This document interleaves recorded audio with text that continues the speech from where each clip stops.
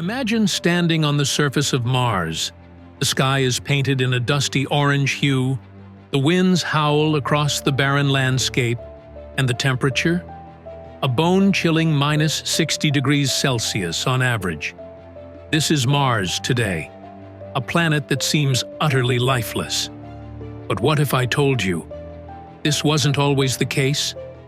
What if Mars was once a planet filled with rivers, lakes, and even oceans? What happened to this world? And more importantly, could it have once harbored life?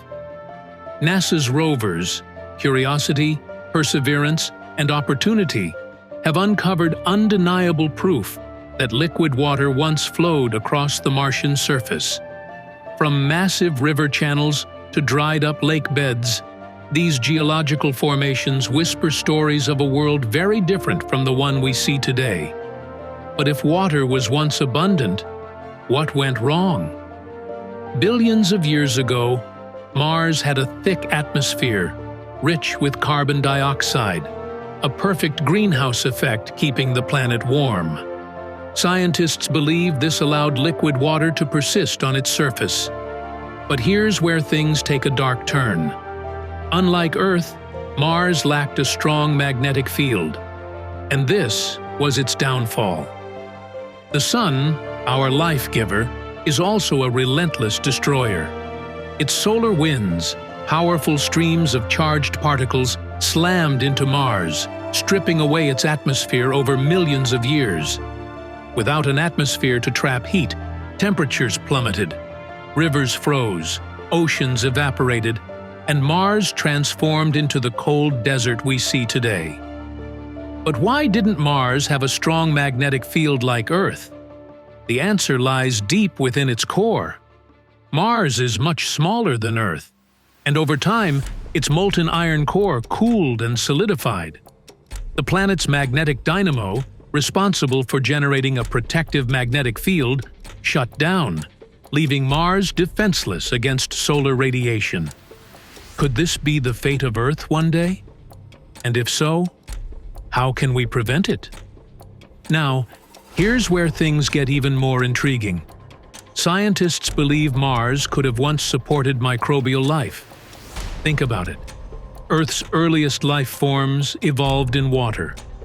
If Mars had oceans, rivers, and lakes, isn't it possible that simple life also emerged there?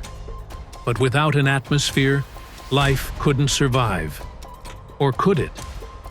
Recent discoveries suggest that even today, liquid water may exist beneath the Martian surface. Could extremophiles, microorganisms that thrive in extreme conditions, still be hiding in underground reservoirs? And if so, what does that mean for life beyond Earth?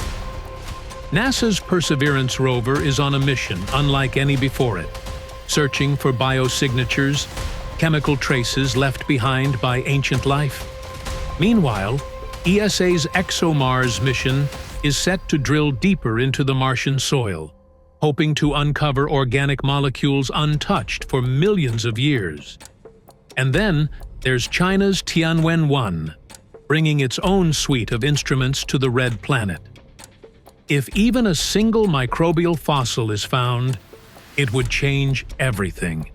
It would prove that life isn't unique to Earth, that it's a cosmic inevitability. Are we truly alone? Or is Mars hiding the answer we've been searching for? Elon Musk's SpaceX, NASA's Artemis program, and other global space agencies have their sights set on Mars. The goal? To send humans to the Red Planet.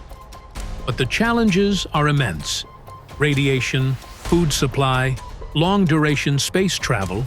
Solving these will be crucial.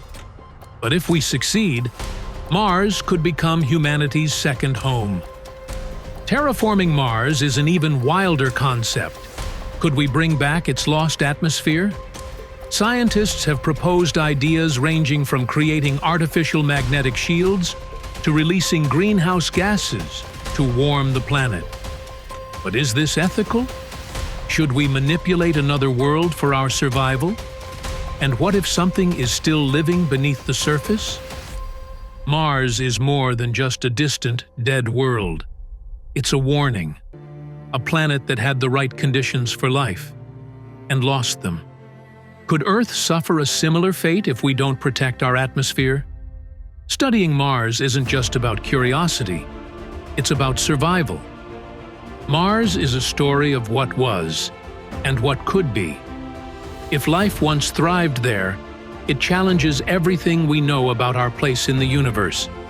And if Mars could become a frozen wasteland, could Earth follow the same path? The answers lie ahead, in future missions, and perhaps in the first human footsteps that will one day touch the red soil.